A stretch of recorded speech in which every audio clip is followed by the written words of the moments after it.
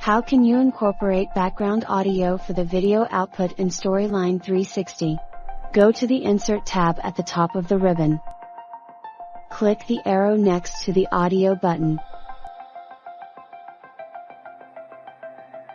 Choose Background Audio from the options.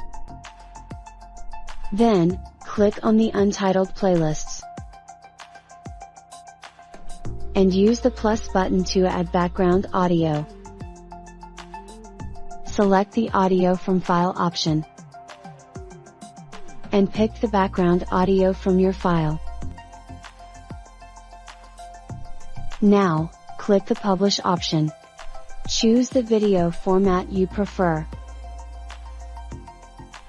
And click Publish. Your course will be converted into a video file with background music. Welcome to the eLearning course on Consumer Protection Act, 2019. Click Start to begin the course.